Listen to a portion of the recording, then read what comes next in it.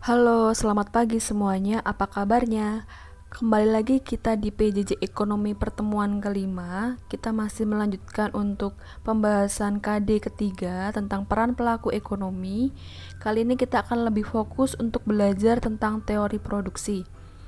Apa saja yang akan kita pelajari dalam teori produksi ini akan kita bahas pada slide-slide berikutnya.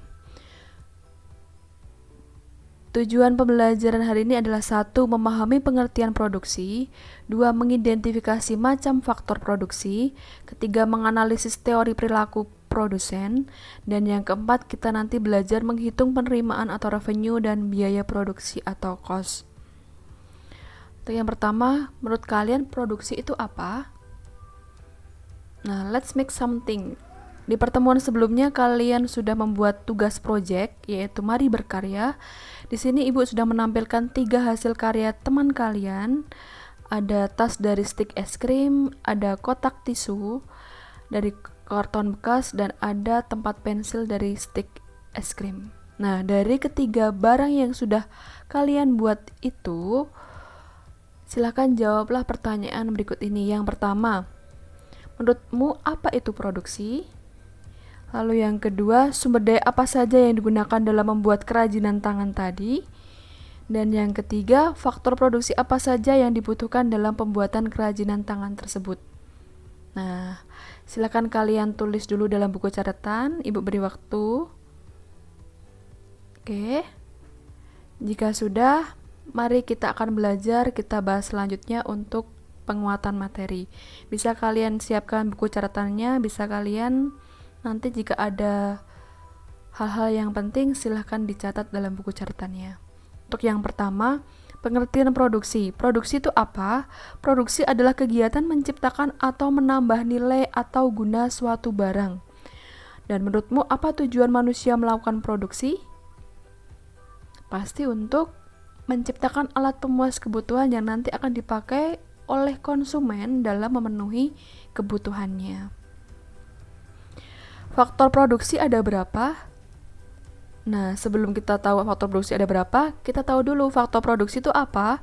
Faktor produksi adalah sumber daya yang digunakan dalam sebuah proses produksi barang dan jasa. Di sini kita tahu kemarin sudah pernah disinggung sebelumnya di pertemuan sebelumnya bahwa macam faktor produksi itu ada 1. Sumber daya alam, 2. Sumber daya manusia. Kita tahu bahwa sumber daya alam dan sumber daya manusia ini adalah faktor produksi asli. Ya. Yang ketiga adalah sumber daya modal dan yang keempat adalah kewirausahaan atau skill. Sumber daya modal dan kewirausahaan adalah faktor produksi turunan. Nanti dari masing-masing faktor produksi ini akan ada balas jasanya. Sumber daya alam itu balas jasanya adalah sewa. Sumber daya manusia adalah gaji atau upah, sumber daya modal adalah bunga, dan kewirausahaan balas jasanya adalah profit atau keuntungan. Nah, di sini ada pahami hasil simulasi berikut ini. Berikut ini ada 6 kelompok usaha. Setiap kelompok diminta membuat masker kain batik secara manual dengan alat dan bahan yang ditentukan dalam waktu 1 jam. Untuk kelompok A, mendapatkan 1 gunting, 1 gulung benang, 1 meter kain, dan 1 tenaga kerja. Dan dapat menghasilkan output sebanyak 2 buah masker. Kelompok B, 1 gunting, 1 gulung benang, 1 meter kain, dan 2 tenaga kerja menghasilkan output 8 masker. Untuk kelompok C, dengan 1 gunting, 1 gulung benang, 1 meter kain, dan 3 tenaga kerja menghasilkan output 18 masker. Untuk kelompok D, 1 gunting, 1 gulung benang, 1 meter kain, dan 4 tenaga kerja menghasilkan output 38 masker.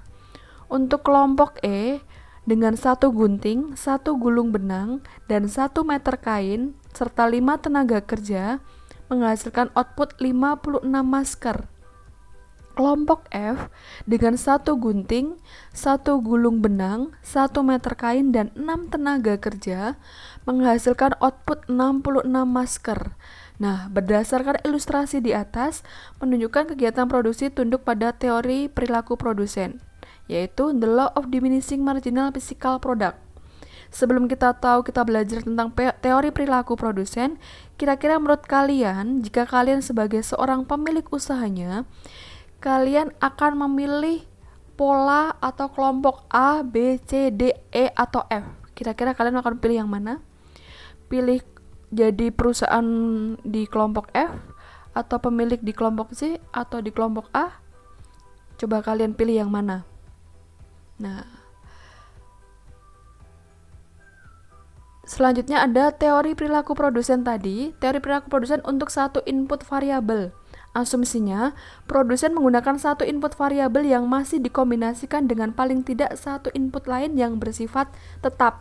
Ya, kita tahu di sini tadi, kalian lihat, ya. Ini adalah input variabelnya yang tetap. Gunting, satu gulung benang dan 1 meter kain ini variabelnya adalah tetap. Kelompok A sampai kelompok F mendapatkan alat dan bahan yang sama. Yang berbeda hanya di tenaga kerja. Akibatnya, karena perbedaan tenaga kerja juga akan menghasilkan jumlah output yang berbeda. Tapi di sini nanti bukan berarti ketika outputnya lebih banyak, paling banyak ini adalah yang paling efektif dan efisien. Belum tentu. Kita tahu efektif dan efisiennya ketika kita sudah menghitung marginalnya. Nah, di sini kegiatan produksi tunduk pada the law of diminishing marginal physical product. Itu apa? The law of diminishing marginal physical product itu diungkapkan oleh David Ricardo. Dia menyatakan bahwa apabila satu macam input ditambah terus-menerus penggunaannya, sedangkan input yang lain tetap, maka tambahan output yang dihasilkan mula-mula akan meningkat, tetapi selanjutnya akan menurun. Artinya apa, Bu? Kalian lihat tadi di kasus yang tadi, gunting, benang, dan kain itu kan sama-sama, ya. Inputnya itu input yang lainnya tetap, tapi ada satu input yang ditambah terus-menerus, yaitu input tenaga kerja, ya. Nah, dengan begitu bukan berarti kalau nanti ditambah banyak tenaga kerja itu akan menghasilkan hasil output yang bagus dan itu nanti akan menghasilkan yang efisien, itu belum tentu. Nah, di sini ada contoh hipotesis dari simulasi tadi. Ibu sudah membuatkan tabel contoh hipotesisnya. Untuk jumlah tenaga kerja 0, jumlah outputnya 0. Maka MPTK-nya adalah 0. Rata-ratanya juga 0. Ketika jumlah inputnya 1, jumlah outputnya tadi 2. Marginal produknya atau nilai tambah yang dihasilkan itu 2. Dapatnya dari mana? Dapatnya dari 2 dikurangi 0 sama dengan 2. Ya. Ketika tenaga kerja 2, outputnya 8. Marginal produknya adalah 6, didapat dari 8 dikurangi 2, hasilnya 6. Tenaga kerja 3, outputnya 18. Marginal produknya adalah 10, didapat dari 10 dikurangi 6. 18 dikurangi 8, hasilnya 10. Tenaga kerja 4, jumlah outputnya 38. Marginal produknya adalah 20, diperoleh dari 38 dikurangi 18.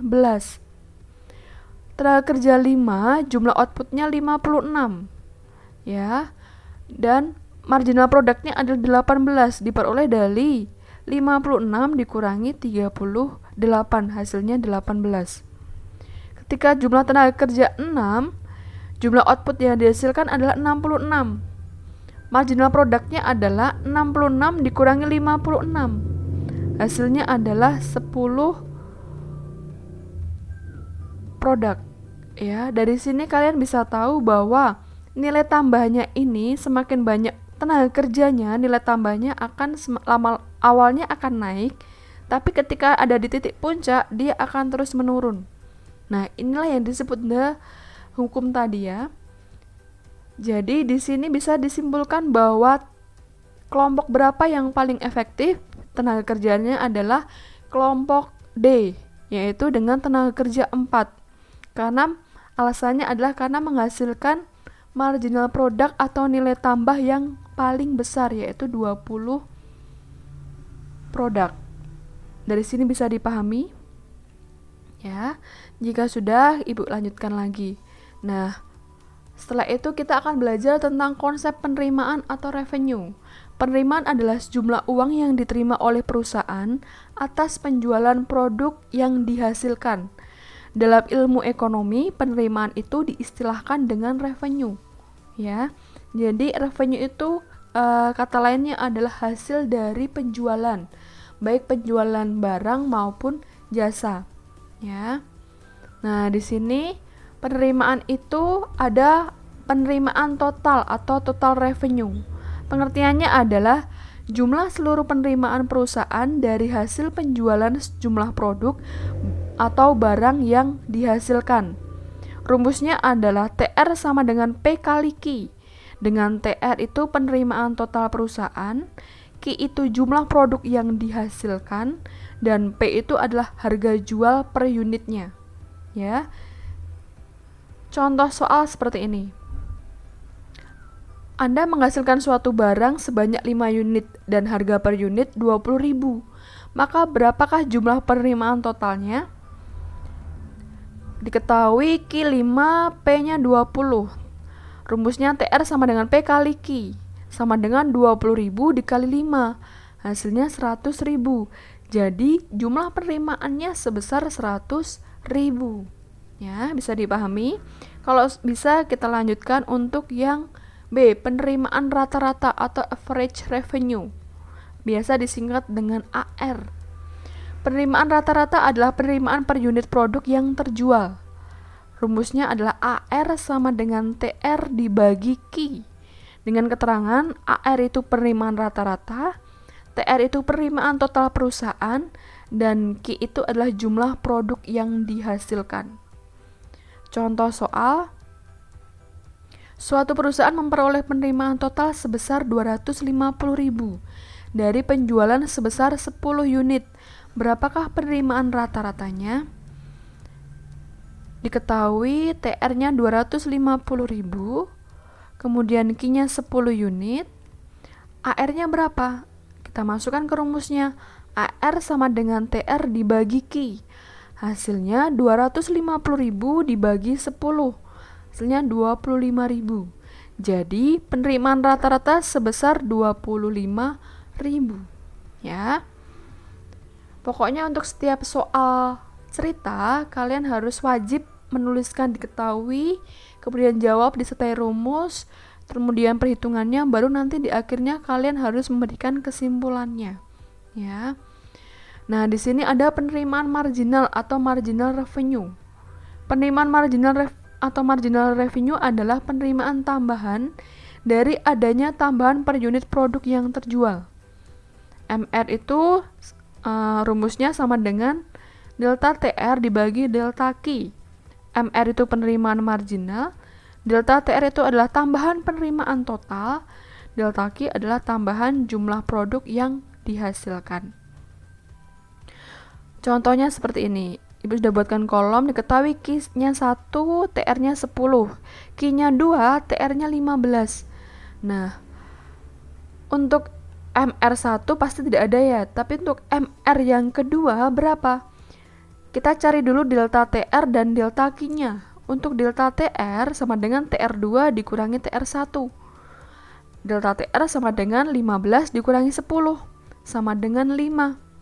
Delta Q itu Q2 dikurangi Q1, sama dengan 2 dikurangi 1, hasilnya 1. Maka MR marginal revenue-nya adalah delta TR dibagi delta Q, sama dengan 5 dibagi 1, sama dengan 5. Jadi besarnya MR untuk Q yang kedua adalah 5. Ya, bisa dipahami? Jika sudah, kita lanjut untuk masuk ke biaya produksi. Sebelum kita belajar tentang menghitung biaya produksi, kita tahu dulu pengertian biaya produksi itu apa. Biaya produksi adalah sejumlah pengorbanan ekonomis yang harus dikorbankan untuk memproduksi suatu barang.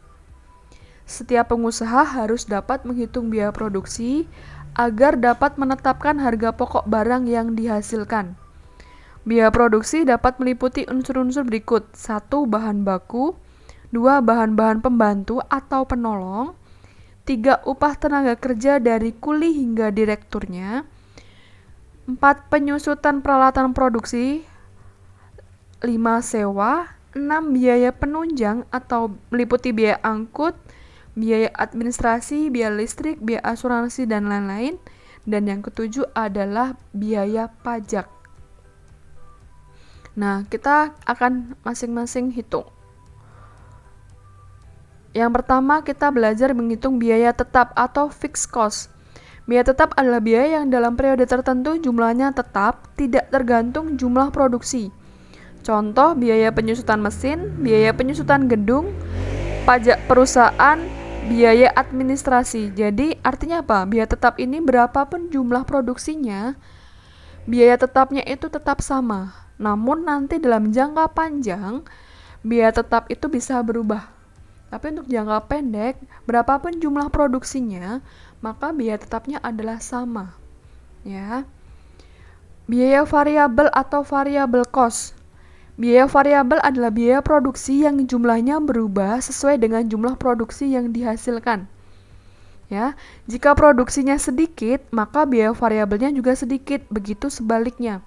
Kalau produksinya banyak, berarti biaya variabelnya juga akan banyak.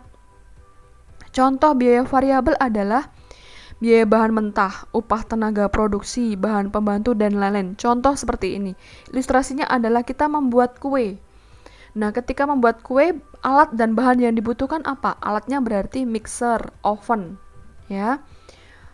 Mixer dan oven itu adalah biaya tetapnya. Karena berapapun banyak kue yang kita buat, mixer sama ovennya yang dipakai adalah satu, tetap. Ya.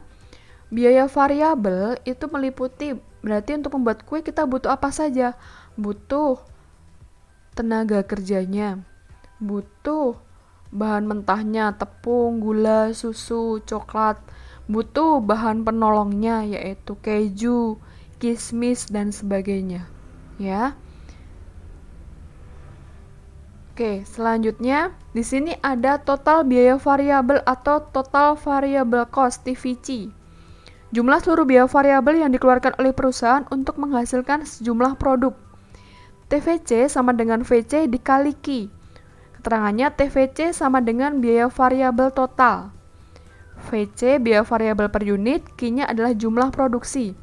Contoh soal, perusahaan memproduksi masker sebanyak 400 unit. Biaya variabel per unitnya adalah Rp2.000. Berapakah biaya variabel total?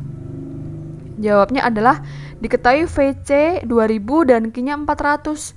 Berarti TVC-nya adalah VC dikali Q, yaitu 2000 dikali 400, hasilnya 800.000. Jadi total biaya variabel untuk memproduksi masker sebanyak 400 unit adalah 800.000. Ya. Nah, di sini setelah itu kita belajar biaya total atau total cost. Seluruh biaya yang dikorbankan yang merupakan gabungan total biaya tetap ditambah total biaya variabel. TVC sama dengan TFC dikali TVC. Keterangan TC adalah total cost atau biaya total, TFC adalah total fixed cost atau total biaya tetap, TVC adalah total variable cost atau total biaya variabel. Contoh soal, perusahaan memproduksi masker sebanyak 400 unit, biaya variabel per unitnya adalah Rp2.000, itu sama dengan soal yang sebelumnya. Ibu tambahin, dan biaya tetapnya adalah Rp250.000. Berapakah besar biaya total? Kita masukkan ke rumusnya.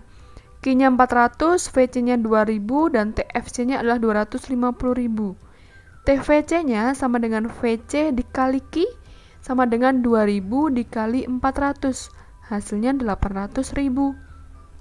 TC-nya sama dengan TFC ditambah TVC sama dengan 250.000 ditambah 800.000. Hasilnya 1.050.000. Jadi total biaya untuk memproduksi masker sebanyak 400 unit adalah 1.050.000. Catatannya adalah TFC ini kan total fixed cost. Nanti ketika di soal itu diketahui banyak biaya tetapnya, misalnya biaya mesin jahit, mesin sablon, mesin pemotong, dan sebagainya, kalian tinggal jumlahkan saja biaya tetapnya itu. Ya, jadi nanti hasilnya adalah TFC. Biaya tetap itu dijumlahkan, FC dijumlahkan menghasilkan TFC, ya, total fixed cost. Selanjutnya kita akan belajar tentang biaya rata-rata atau average cost, biasa disingkat dengan AC. Berdasarkan perhitungan rata-rata, kita mengenal 4 macam konsep biaya sebagai berikut. Nah, di sini ada AFC, biaya tetap rata-rata, average fixed cost. Itu adalah AFC sama dengan TFC dibagi Q. AFC sama dengan biaya tetap rata-rata, TFC sama dengan biaya tetap total, Q sama dengan jumlah produk. Ada biaya variabel rata-rata, average variable cost, jadi biaya rata-rata variabel. Ya, AVC sama dengan TVC dibagi Q. AVC sama dengan biaya variabel rata-rata, TVC sama dengan biaya variabel total, Q sama dengan jumlah produk. Yang ketiga, ada biaya rata-rata average cost atau AC. AC sama dengan TC dibagi Q. Biaya rata-rata, TC sama dengan biaya total, Q-nya adalah jumlah produk. Dan yang terakhir ada biaya marginal atau marginal cost, MC. MC adalah biaya marginal sama dengan delta TC dibagi delta Q.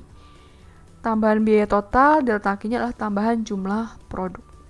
Ya.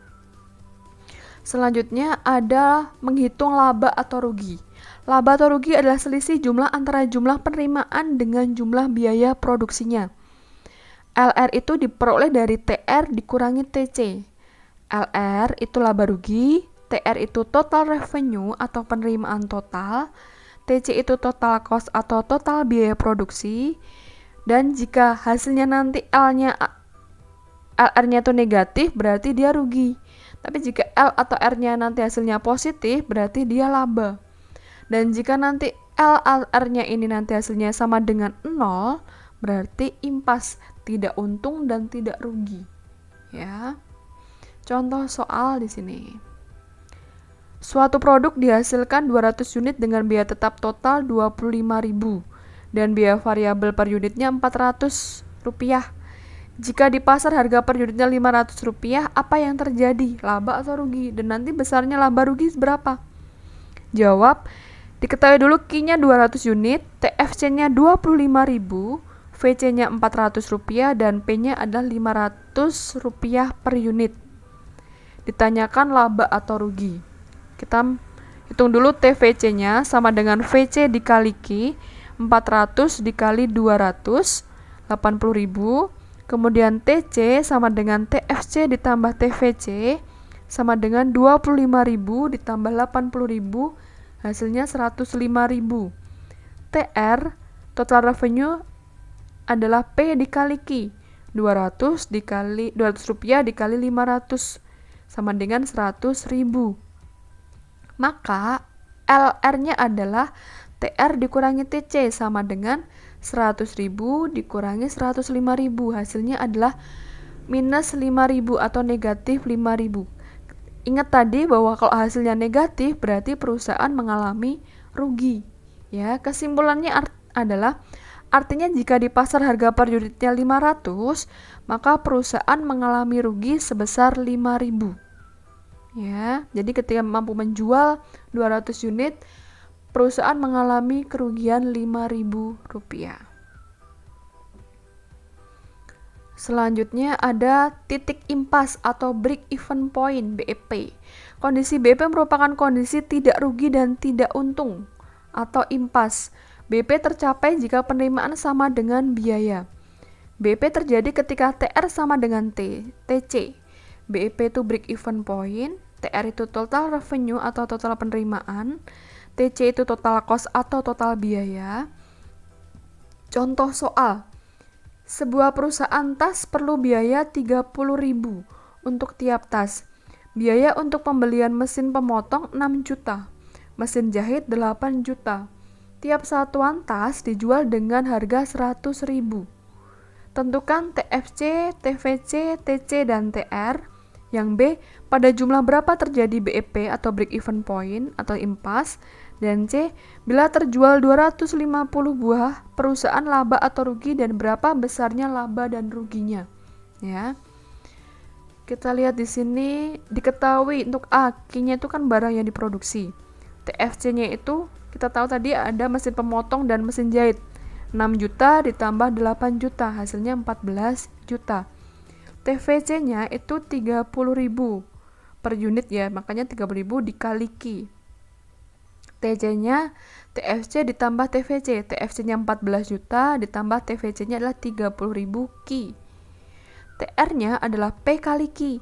P-nya 100.000 tadi harga di pasar dikali Q. Q-nya belum diketahui, berarti 100.000 Q. Ya. B, BEP terjadi ketika TR sama dengan TC. Ya, TR-nya kita masukkan persamaan yang tadi 100 Q. 100 Q sama dengan TC. Persamaan untuk TC adalah 14 juta ditambah 30.000 Q. Kemudian kita pakai eliminasi, Q-nya kita pindahkan ke sebelah ruas kiri. 100 Q dikurangi 30.000 Q. 100.000 Q dikurangi 30.000 Q sama dengan 14 juta. 100.000 Q dikurangi 30.000 Q hasilnya 70.000 Q sama dengan 14 juta. Maka Q-nya adalah 200. Jadi BEP akan terjadi pada tingkat produksi 200 tas. Ya. Oke, bila terjual 250 buah tas, maka perusahaan mengalami laba atau rugi. Dan berapa besarnya laba dan ruginya? Diketahui Q-nya 250 unit, TFC-nya tadi 14 juta, VC-nya adalah 30.000 dan P-nya adalah 100.000 per unit. Ditanyakan laba atau rugi. Nah, kita masukkan dulu TVC-nya, VC kali Q. 30.000 dikali 250 yaitu unit tas yang terjual. Dikali sama dengan 7.500. TC-nya sama dengan TFC ditambah TVC, yaitu 14 juta ditambah 7.500. Hasilnya 21.500.000 rupiah. TR-nya sama dengan P kali Q, yaitu harga tadi 100.000, harga jual 100.000 per unit dikali jumlah tas yang terjual 250. Hasilnya 25 juta. Nah, maka laba atau ruginya kita hitung TR dikurangi TC sama dengan 25 juta dikurangi 21.500. Hasilnya 3.500. Hasilnya positif, maka dia adalah laba. Ya. Kesimpulannya adalah artinya jika terjual tas sebanyak 250 buah, maka perusahaan mengalami laba sebesar 3.500. Tapi nanti ketika ditanyakan laba per unitnya, kalian tinggal bagi saja. 3.500 ini nanti kalian bagi ke jumlah tas yang terjual. 3.500 dibagi 250. Ketika nanti ditanyakan laba untuk setiap satu unit produk yang terjual. Nah, hari ini kita akan belajar banyak hal ya. Belajar apa saja hari ini? Kita belajar tentang apa itu produksi, faktor produksi, teori perilaku produsen, sampai kita bisa belajar menghitung biaya-biaya produksi. Ya, ada konsep penerimaan. Tadi ada apa? Total revenue, average revenue, sampai marginal revenue. Untuk yang konsep biaya produksi, kita menghitung apa tadi? TC, TFC, AC, laba dan rugi, sampai BEP atau break even point. Semoga semuanya ini dapat kalian pahami dan nanti kelak dapat bermanfaat untuk kehidupan sehari-hari kalian jika kalian nanti bisa menjadi seorang wira swasta atau pengusaha. Ya. Quotes untuk hari ini adalah dari Bob Sadino. Saya tidak mau pengalaman dan pengetahuan yang saya miliki terkubur bersama tubuh saya ketika mati kelak. Jadi, pengalaman dan pengetahuan kalian tidak akan pernah mati atau berkurang ketika kalian mau berbagi dengan sesama, ya. Tidak ada ceritanya pengetahuan dan pengalaman kalian akan habis ketika kalian membagikannya dengan sesama. Oke? Terima kasih untuk perhatiannya, tetap jaga kesehatan dan sampai jumpa.